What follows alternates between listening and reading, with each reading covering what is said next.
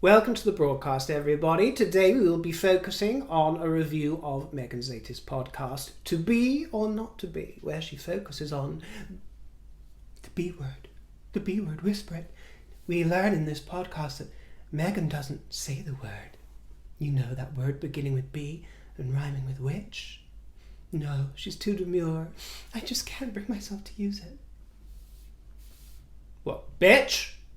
One of the most fabulous words in the English dictionary. Well, for anyone that's in any doubt, I am the bitch of this broadcast, not Markle. I would never decorate her with such a fabulous word. To adorn that basic frame with a word as beautiful as bitch? I don't think so, my dear. You've got to earn your stripes around here.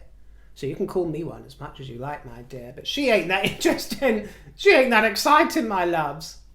Bitch, I please, in her dreams.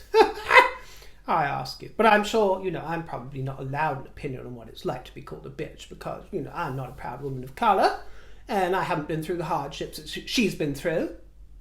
And it's taken her a lot of steps to reach the boardroom and become an executive and a businesswoman. She's had to face many, many hurdles on the way up. And every time they call her difficult, no, they don't really mean that. They're calling me a bitch. No, you might have been called difficult, you might have been called obtuse, you might have been called a liar at times, but bitch. Most of us have got more imagination than that. So, just for any doubt, I'm not accusing her of being a bitch. I'm the bitch around here. And just in case you haven't picked up on it, that is the style that I will be adopting for this broadcast. So if you can't handle a bit of theatre, I suggest you fuck off.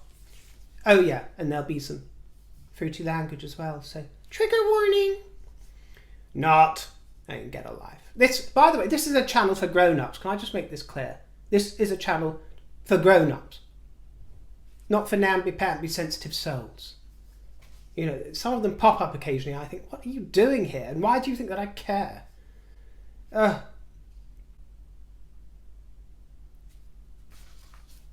We're transported back to that wonderful childhood of Meghan's. It was deprived childhood, of course, but she was a great lover of watching TV, and her favourite show was Jeopardy. Jeopardy. This is where she developed this passion, this great passion. I forgot to mention, by the way, this show is just my unedited thoughts. I'm not going to go into any fancy editing or anything like that. It's just my unedited notes. I've just watched the podcast and scribbled down notes. So take it or leave it. It is what it is. Suck it up. You know the score. Jeopardy. She loved it. Oh, and by the way, she put in a caveat for Generation Z. She said that she used to watch all of these and record them on her VHS videos. These relics from the past. She explains it all for any Gen Z viewers that are watching. No, Meghan. You think Gen Z haven't got anything better to do, my love? You think that Generation Z are lining up in their droves to tune into you and your broadcast? Some dusty old Duchess in her 40s, the dusty Duchess that no one gives a second thought to. You really do think that you are ahead of the curve, in with the kids and down with the crowd, don't you, my love? You've got a very rude awakening, I ask you. Gen Z. She loved Jeopardy so much that when the host of Jeopardy died, Alex Trebek, she received cards of condolence. She received cards of condolence when the host died. Do we believe that? Maybe Mr. Markle Sr. will enlighten us on that. Who has watched my broadcast? I've had messages from Thomas Markle Jr. saying that he and his father have been tuning in. So, hello boys, hope you're behaving yourself. It grew her love of etymology. I admire people with expansive vocabularies. I'm a word nerd, she tells us. She delights in telling us, doesn't she, that you remember, she wasn't the pretty one. Oh no, please don't give me compliments. I wasn't the pretty one. No, I was never. I was the smart one. But she wasn't. She was a word nerd, she tells us. She was that geeky word nerd. And she introduces us to her fellow alumna, Robin Thede, who's another inane cackler, cackling away. I know I can talk, my dear, but at least I cackle away at things that are actually funny. These inane Fruit Loops that she brings onto her podcast, they just laugh for the sake of it, to fill a gap. There's nothing actually amusing happening. They both sit there cackling at each other as a way of communication to fill the silent gaps. Isn't it astonishing? Actually, I'll say towards the end, she has her first, in my opinion, genuinely interesting guest on this podcast. The first one that I wouldn't have minded hearing more about her story, let's put it that way. But this Robin Thede is a comedian, apparently a writer, a fellow wildcat, she says. But Meghan says, let's be honest, I was always more of a mild cat. Let's be honest, she says. And they have a good chuckle about that. Yes, well, at least you're self-aware in that respect. No, you're not the wildcat type, my dear. You are very sort of magnolia, as they say here in the kingdom. Very vanilla. That is the best word to describe this girl. Basic. And, they harp on and on about the B word, the B word, the B word. They never ever mention, as usual, that the usage of this word, absolutely 100%, although it's always been popular, probably since time immemorial, went up through the roof during the time when rap became popular, rap culture. And in fact, it was as the popularity of rap culture grew and grew and grew, that expletives of all kinds went off the charts and through the roof. I believe it's the most popular genre over the past few decades. And that particular style of poetry, some of which is absolutely fantastic and some is just dirge, is often profane. And just in case you're misunderstanding, I'm quite a fan of a lot of it, but they happen to be female rappers that I'm a great fan of as opposed to the male ones. But I do appreciate some of the genius within that genre, some of it. And there's a lot of inferior quality and inferior lyrics that is sort of plastered over by peppering every sentence with expletives. Anyway, she never refers to that, of course, because she doesn't want to risk upsetting the wrong type of people like Jay-Z.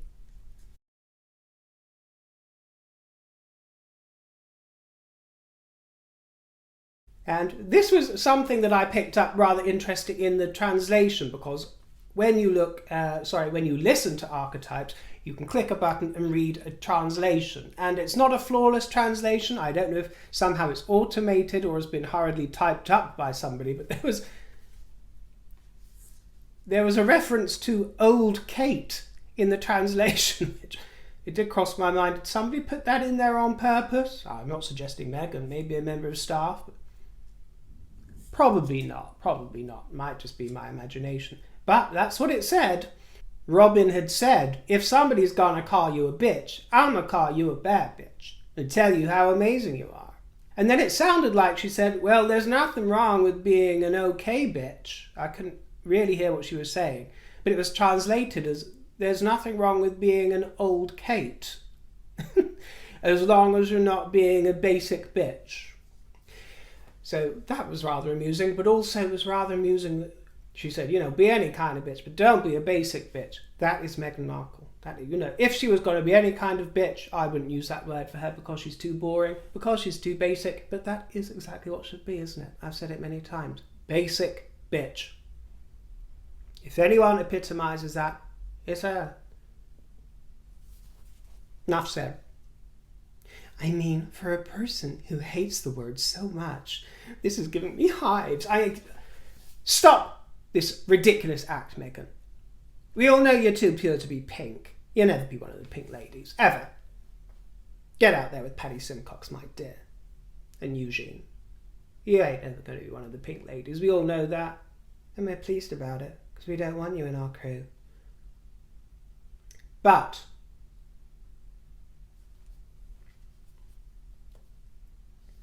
giving you hives because you can't handle the word bitch.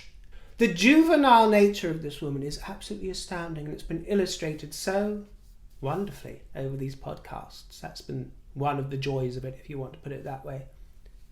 How it's exposed that childish nature. Childlike is good.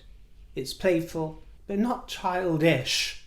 You know, dressing things up and saying, oh, the B word instead of bitch. I mean, is it really that profane? And you really can't handle it? I mean, what does this say about you? What it says to me is that you are just trying to push an image of yourself onto the world being something so pure, so unfettered, so unobfuscated by the vagaries of this cruel, wicked world. And you just can't bear to utter that word, that it would pollute your vocal cords. It would pollute the air in your lungs that you breathe just to utter a word like bitch. Well, she's too pure for this world. She's too pure for this world, but she better brace herself, because one day she'll end up having a heart attack if somebody calls her a cunt. There are plenty of rumours out there that it's her skills in the bedroom that ensnared Harry. You know, she was just so wonderful in bed that he couldn't resist, and she was so seductive. I don't really buy them, I'm afraid. I think it must have been that wonderful mind of hers or some other way. Her beguiling charm, you know, she says, choose her other B words, beautiful, beguiling, bewitching. She tells her ugly, uninteresting, boring audience, you know, to ignore the other B words. They're beautiful, they're bodacious, they're bizarre. But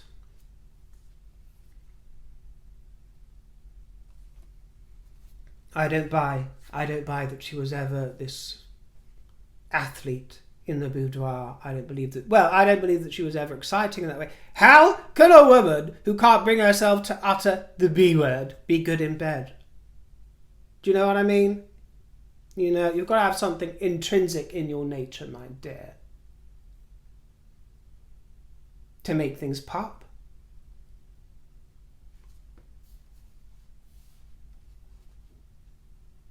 The language of love requires a certain tutti-frutti nature and an understanding of carnality, an acceptance of life's wickedness. And she doesn't possess that. She knows about it. Of course, I don't think that wickedness is beyond her, but she projects an image as if it don't stink. Well, we all know it stinks. I have zero interest, she says, in reclaiming this word. And one of the running themes throughout this and all of this series, you know, and it's rather interesting about the girl, is that she usually loves to reimagine, reframe, as she says, and relinquish all these words. As such, with her, you know, she's such a professor of etymology. But it does seem to be a genuine pastime of hers, a genuine interest, this way that she can look at language and all these words and reframe them to suit her. And then rather incongruously, out of nowhere, just because she really wants to get to the point that she wants to make, rather incongruously, she surmises that being labelled the B word, or as difficult, is often a deflection. But more often, my dear, it's a fact. It's a fact. I mean, you can use any word to deflect, can't you? But usually, when you call someone a bitch, it's because they're being a bitch. But she implies that people use this word as a deflection, and it's a way to hide some of a woman's really awesome qualities. She's referring to herself. She's saying, don't call me a bitch, because you're deflecting. You're deflecting to try and deflect from my awesome qualities. Why can't you develop a relish for the full spectrum of that rich language? Because the fact that you can't embrace the shade along with the light indicates to me that there are qualities within yourself that you cannot accept, if I was to psychoanalyze you. Isn't that very interesting? She cannot even bring herself to utter a word as innocuous as bitch, as everyday, she can't even bring herself to utter it. Is that why she is so buoyant? Is that a method that she has used to disassociate from the darker, more earthy parts of her nature into this froth and bubble that we see lathering at the surface of this dirty dishwater affair that she presents us with, passing it off as blancmange? Is that why, Meghan? Is that why, Rachel? We're on to you. Word salad. Munch, munch, munch. It's also probably why your so-called poetry is so fucking crap. And this was hilarious. She said, a lot of times that word is tied to the very women that have power and agency. They weren't comfortable with being silenced, like businesswomen. Businesswomen like me. And entrepreneurs, she says. So again, she's making the juxtaposition. She's bringing it back to herself as a businesswoman. Then she trots out somebody called Melody Hobson. The usual syrupy preamble. Oh, it's so long since I've seen you. I missed you over summer. I love you, love you, love you. Yada, yada, yada. Apparently she rose from an intern to a president and a CEO of some sort of investment company in Chicago. Congratulations, Melody Hobson. And she's got a very good CV. Awful voice, though. She's got one of those voices like Lady Gaga, like a gurgling drain.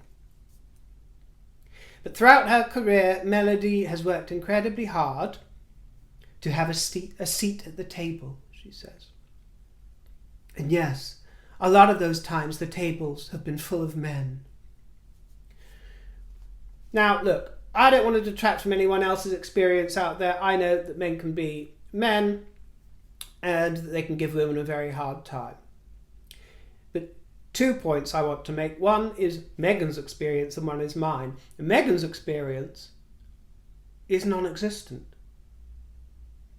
Certainly before she became a royal ambassador and had her seat at various tables where she got oh so cosy and then upset them. So perhaps she has some experience at that level of all these meetings, although I'd hardly call them highly executive. But, you know, she likes to play the CEO, the chairman, or I'm sure as she'd say, the chairwoman. But that reminds me of one of my experiences. A lot of my experience. You know, one of my great pals is a lady that I used to work under, a female boss, just an absolutely fabulous woman. She's also the chairman, and she loves the fact that it's chairman. She doesn't agree with all of this turning into chairwoman business, because a lot of people understand when you talk about mankind that you're speaking about humanity as a whole, and that you don't need to baby or pander to any sensitive souls out there by saying mankind, oh, and womankind, chairman, oh, and chairwoman. You know, I understand with occupations such as firemen, servicemen, you know, that needed to be updated and changed. Firefighter and what have you. I understand in certain circumstances that things needed to change, but when you're speaking in broader terms, well, each to their own, but many people don't go along with that. But in my own experience, watching the men and women at very high levels within organisations, whether that's in public affairs, whether that's on the trading floor, and I'm talking about, I can only speak to London in the United Kingdom here. I'm not talking about other parts of the world. But it's respect and disrespect at the highest levels is dished out evenly to men and women. And in my conversations with these women, who are usually the ones I grow closest to, there was no complaint about the way they were treated as women. And not because they weren't strong enough to say it, because they were ball-busting women. Certainly strong enough to say it. They'd all made their way on their merit and never complained that it was harder for them than it was for the men. Because life can be equally as tough, competitive and challenging for men. Surprise, surprise. Because we're not talking about last century. Last century was last century, but Meghan's head seems to be very firmly back there. And Melody quotes a line that Meghan loves. It's another one of her lines that she's obsessed with, and this one comes from the book called The Art of War. It's stuck with Meghan, she says, and Melody tells us, yes, it's the line, sometimes you have to crouch to conquer. Crouching Meghan, hidden Harry, remember? Sometimes you have to crouch to conquer, meaning Melody describes this as making oneself smaller in order to eventually appear bigger, because Melody says that she's such a big personality, or she intimidates, and she gives an example of a time when she was in conversation with some other business colleague or a man. He began sort of shrinking in her presence because she radiated all this energy. She was gurgling away like a drain, and it might have been the voice, to be honest, Melody. No offence, my dear. You sound like a fairly nice woman, quite decent, very successful, but you couldn't work on that gurgle. It's not the most hardest thing to get rid of. That's probably what frightened this bloke off. But anyway, she says that he would back off physically into a corner whenever she spoke at him, so she learned to whisper. She said she tried it as an experiment. This is this Melody gal. She tried as an experiment to whisper the next time she saw him. And she did an impression with this seductive whisper down here. And you hear the penny dropping with Meghan, because she's obviously come to this conclusion herself. She wants to manipulate the crowd by whispering to them in this syrupy way and intoxicating them. Crouch to conquer, she says. Well, I've always accused the gal and Harry of stooping to conquer, so don't try and glamorise it, my dear. You stoop to conquer. Unlike the Queen, unlike the King, unlike Catherine of Bucklebury, unlike Big Willie, they don't stoop to conquer, my dear. They rise, truly. And Meghan says, as women, we find these ways to show up in a different way. Like by whispering, it almost brings them in. Well, props to you, dear, if that's the way that you want to manipulate your crowd, to pull them in, or to bring them in, as you say, to come on with this syrupy affair that you dollop onto the treacle tarts. But I'm not quite sure that these last entrails of your podcasts are really pulling them in by the millions. I'd be very interested to know. I'm not sure how many we've got left of these podcasts, but not too many now, I don't think, and I really don't think they've made such the great big splash that you make them out to have done. Meghan makes some very sweeping statements, some very sweeping generalisations about men. How does she get away with that? Because they're men. Very sweeping generalisations about men in positions of power being accepted and glorified. And I just don't think that that is the truth now, or if it is, it applies equally to women. And men are disparaged. And you only have to look at world leaders. And I'm not saying that the women don't get it, but look at whether it's Donald Trump or Joe Biden or Boris Johnson or Putin. Whether it's deserved or not in any of those cases. Who escapes? Who escapes intense disparagement? Are they all accepted and glorified? Why is it that women are the only ones that you seem to think that get the fuzzy end of the lollipop? But men of all stripes, whether Labour, Conservative, Democrat, Republican, are called plenty of disparaging names, all of the ones under the sun. Unintelligent, stupid, angry, thick, belligerent, hateful, doddery, selfish, brutal, senile. I mean, take a pick. The only time, generally speaking, that you'll hear people refer to a man as a bitch is when the man in question is a homosexual. Boy George, Liberace, Peter Mandelson.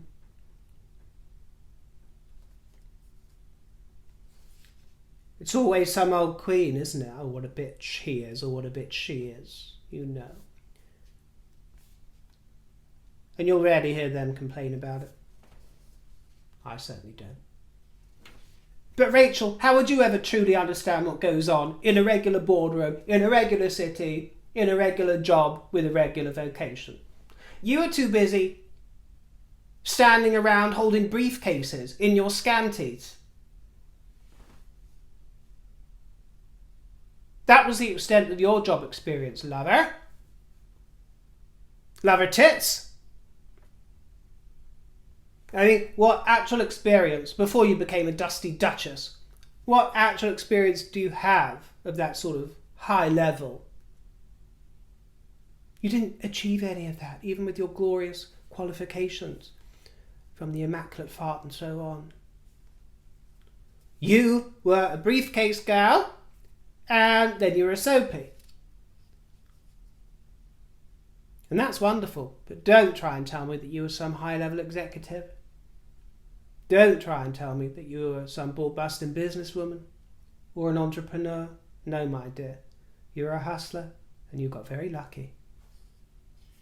She tells us that the word came out of a Greek insult that was used in ancient Greece to describe dogs in heat begging for men. You know, women who are like dogs in heat begging for men, which is a wonderful description for women when they're horny, and it absolutely applies. And I know that because I've got a friend, and when I call for her to go out on the tiles for a night out, her first words to me are, "I'm a bitch in heat." And she knows it. She knows when she's a bitch in heat, and she tells me so and behaves like it. And that's not rare. That's not rare. So it's not surprising. And lots of you ladies know this. Lots of you ladies know this. I'm sorry. It's not sexist for me to say it. There are many women out there who are like a bitch on heat and act accordingly. And that's fabulous. It's absolutely fabulous. And most men don't object to that either.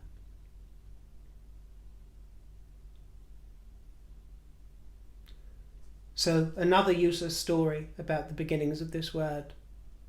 The word came into being and was invented in ancient Greece because it described something real. So why deny it? Why deny the call of a woman? Why deny the itch that she experiences that tells her, now is the time when I need satiating? And then another guest appears who is part of Meghan's close circle. This woman is Victoria Jackson. I'd never heard of her before, but she is a big deal, and she sounds like a sweet woman. She set out on QVC in the 1980s, late 1980s, 90s. Apparently she was the one that invented no makeup. Well, I'm not quite sure I believe that. That sort of claim to fame. I'm sure she was a great ambassador for it, but invented it? Well, Meghan says, remember that? No makeup? That's Victoria. Side-eye to that, but okay, whatever. She did very well out of it. She made $1 billion in sales, and Meghan tells us she was the first ever, she says, first ever cosmetics line marketed on television, so very canny. But she's part of this clique of Ellen, Gloria Steinem, and Meghan, and it was Victoria's ranch that you saw Meghan using as a scene for the Cut magazine. She used it. Apparently Victoria's her close friend and safe harbour. She was a safe harbour for me. And this lady's story sounds genuinely interesting, a lot more interesting than Meghan, so I can see why she gets the fascination. She also has a daughter who was diagnosed with an incurable condition at the age of 12, and Victoria was told that she only had 4 years left for her daughter to live, 4 years left. And she didn't accept it. And this is a really inspiring story. She didn't accept it, and because she had made this $1 billion flogging makeup, no makeup.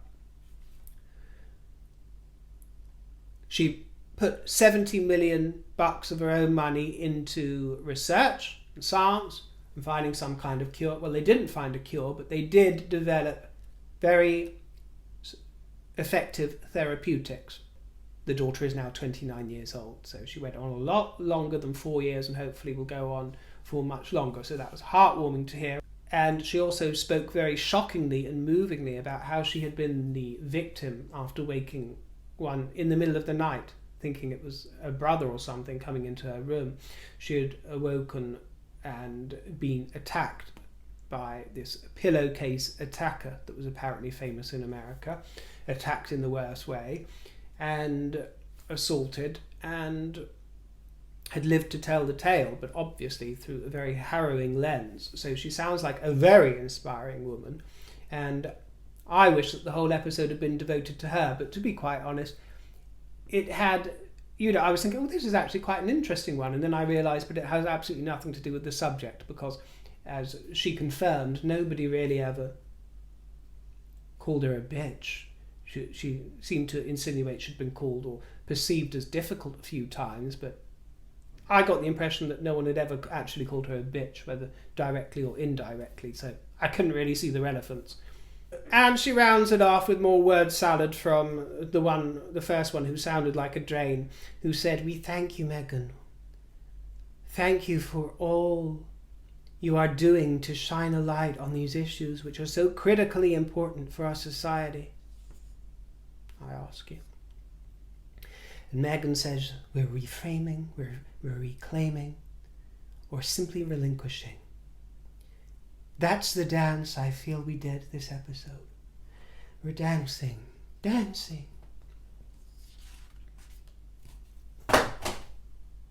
What kind of dance is that? Some trashy conga? Certainly not some sophisticated, stately court gavotte. Should I do a Susie Q and make it good and hot? That was a basic conga, not even a lambada. In the dance of life, Megsy baby. Do-si-do your partner. A bit of Morris dancing, a jig. No twerking in Meghan's world. It's a beige world where she can't even bring herself to say the word bitch.